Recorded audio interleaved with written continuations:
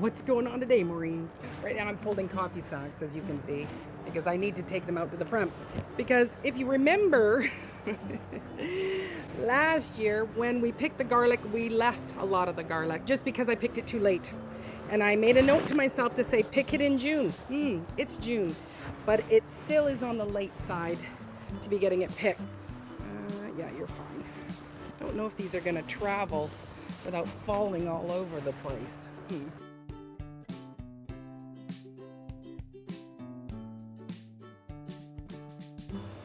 Don't mind the bindweed, but see what I mean? Like that's fallen over. It's time. So we're gonna pull this garlic and see if it's gonna be okay. In this bed, I have planted the garlic in here for the last 4 years now. But you shouldn't actually plant garlic in the same place over and over and over again because it will develop a fungus. This garlic was garlic we didn't see last year because we did pick it so late, and so it was left and it grew. Now, the plan was to plant potatoes in here because potatoes will help to fix the soil. So I was going to give it a year rest from the garlic and have potatoes. So I did get some potatoes in where, there was spaces where there was garlic. So this is going to be a big job because I do have to pull the bindweed as well as the garlic and then get some water on those potatoes. I'm going to start at this end and work my way over and see what comes up.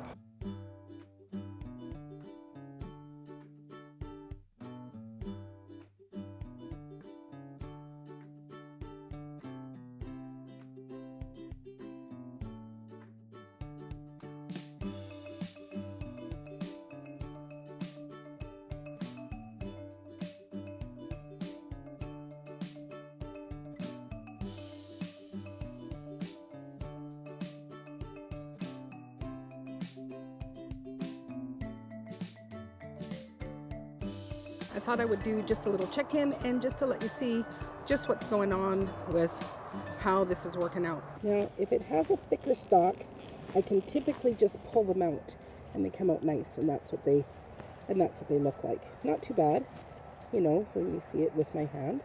It's a good size. When they're in a clump like this, which makes sense because, if it was a whole bulb that was left here, for them to all be clumped up.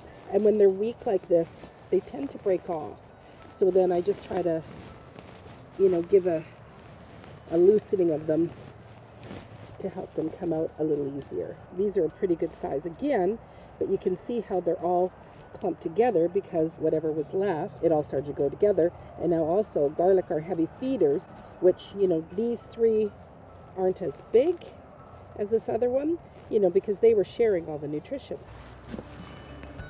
But so far, it looks like a pretty good haul. I didn't finish up last night because I needed to go out to the farm and do some watering, but I did finish today. And boy, oh boy, was there a lot of garlic. This is the wheelbarrow is full. This is, of course, is a lot of greens, but, as you can see, there's lots and lots of garlic that was pulled. Some definitely decent sized cloves. Now we need to set this up to dry. A few little ones like this, all different sizes. And of course, because I'm in the potatoes, I found a few little potatoes here as well. So that's going to be part of dinner tonight. Yum. In the first bed, the soil was really great and soft, but in the other beds, it was pretty dry. I figured I should give some food and some water to the potatoes, but I'll let you see what it looks like now. Oh, and you were probably wondering, well, what was with the coffee sacks? So the majority of the bindweed has been pulled.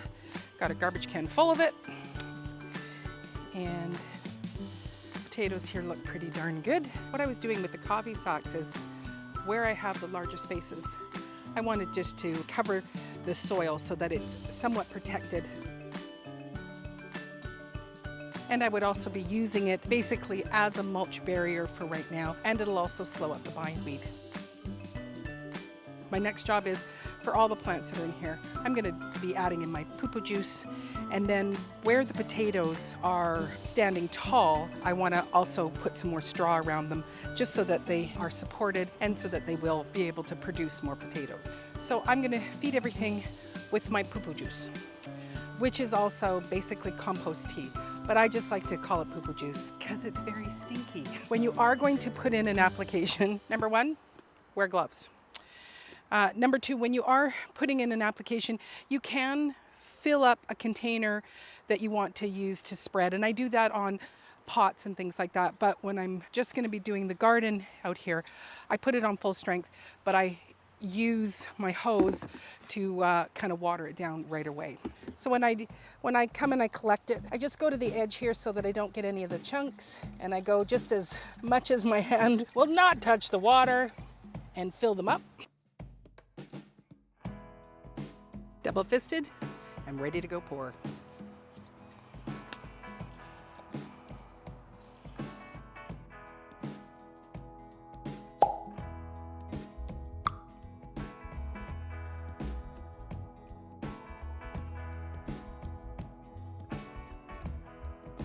We've poo-poo juiced and we've watered, and now I'm going to add on some straw. Now, these potatoes were put into ground, not very deep, and I did have some straw over top of them, but I needed to keep adding it to build it up, just like you do mounding. I don't have soil for mounding, so just like what I do with the Ruth Stout method, where I grow the potatoes right directly in the straw, I'm going to do the same sort of thing here, just to kind of mound them up, build them up, and hope that we can capture a few more potatoes. So in the places where I didn't put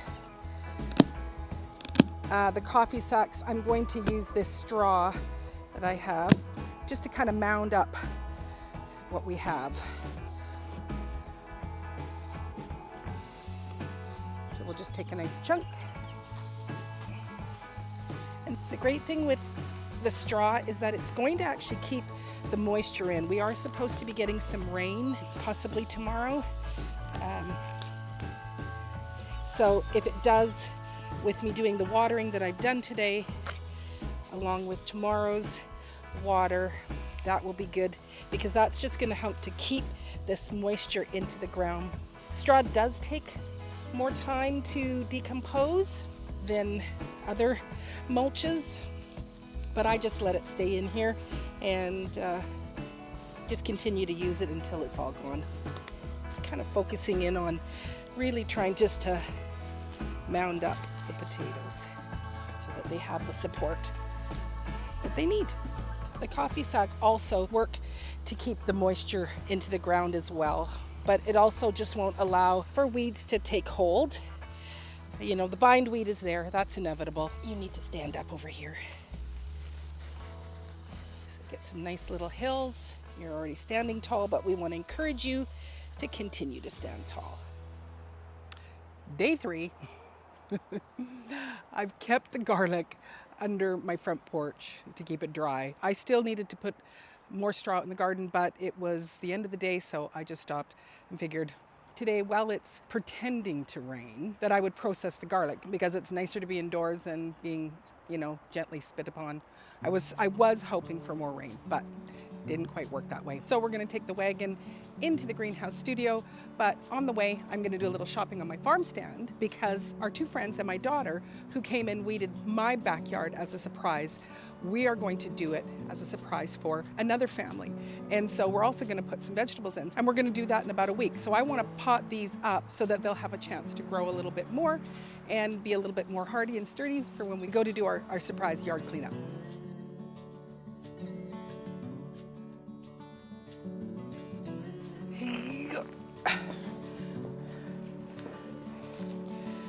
All right, let's get this party started. So why preserve garlic? Because you want that long-term storage. We can eat this garlic fresh out of the garden right away, but if we want it for long-term storage, we need to dry it. And you need to go for anywhere between 3 and 4 weeks. And if you live in a humid climate like I do, then you're looking more at 5 weeks for it to be fully dried.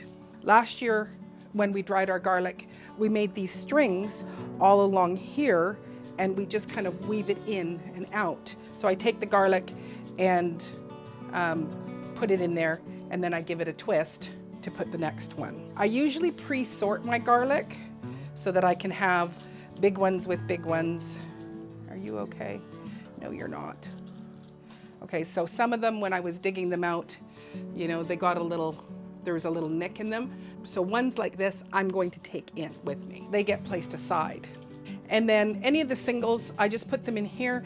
This is a basket, you know, it's gonna have airflow, and as long as I kind of keep it standing up and they're just kind of loosely placed in there, that will also help those ones to dry if they don't have their stems. This one is here, so now I'm just gonna cross the jute and put it in beside it and let them hang. And for the people in the back, we simply give it a cross, and I tuck the clove up and slide it over.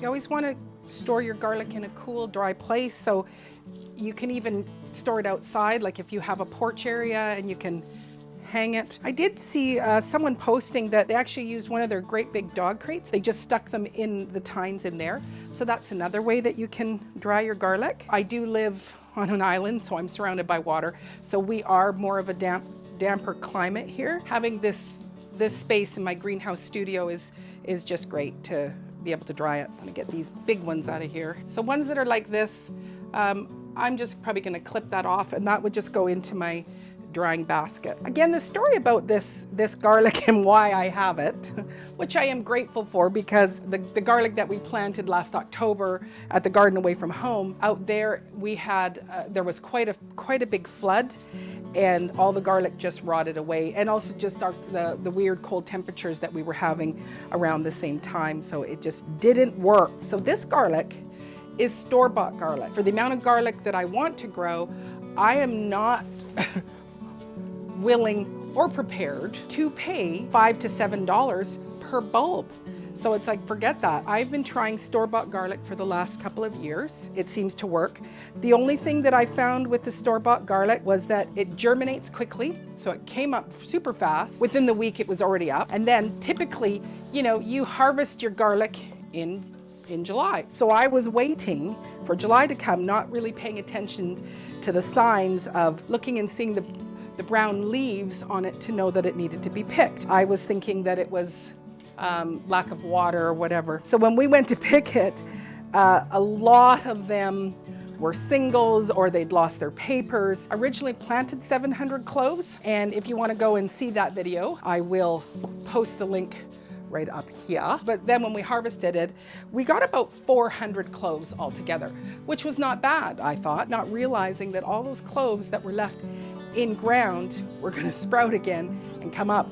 And when they sprouted, I didn't have the heart to pull them, even though I'm concerned about there being, you know, a fungus on the garlic and it needing a break in my garden. So I didn't pull it. And so this was like a super great blessing that I paid for the store-bought garlic last year, or, you know, when you actually think about it, it's actually 2 years ago that I bought the garlic, because I would have planted it in October and then needed it to harvest it last June.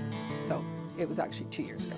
Yes, 2 years ago, I bought this store-bought garlic and planted it out. We harvested 400 out of the 7, and now I'm getting another bout of garlic here again. And that is just awesome. So far it all looks good. I don't seem to see anything that would look like a fungus. I don't really know what that would be, but we have this wonderful plethora of garlic. Ta-da! I still haven't counted them all. All the loose ones, they either had a very thin neck or they were a smaller size clove. So I just clipped them and then I put them in the basket. And of course, having them in the basket, it was too many layers, and that's not going to let the air flow. So I just ended up moving them from the basket and putting down a second wire rack and just offsetting it to the first wire rack so that I could just lay them all out, and that way they wouldn't be falling through. So we're still uncounted. I have 4 of them that got nicked with the shovel. So my question to it is, how do they taste? So I thought I would go ahead and peel one up, and the neat thing is, I've never seen this before with my garlic, is that as I'm peeling it, you know, we're getting to see that nice white layer on there, and then I'm just gonna pop in. So nice size clove. The room smells absolutely amazing in here. My hands smell like garlic, everything smells like garlic. And being that it's not dried, the skin is very smooth, and We're just gonna peel it a little bit like a banana. From the looks of this garlic clove, there is no blight or anything on it. Looks great. Smells good. Shall we have a little taste test? Ooh. Mmm. Oh, that's good. Mmm. Ooh. It's actually quite hot, which is fabulous. Oh, that's gonna make some great Caesar salads. Wow. Is that ever delicious? Mmm.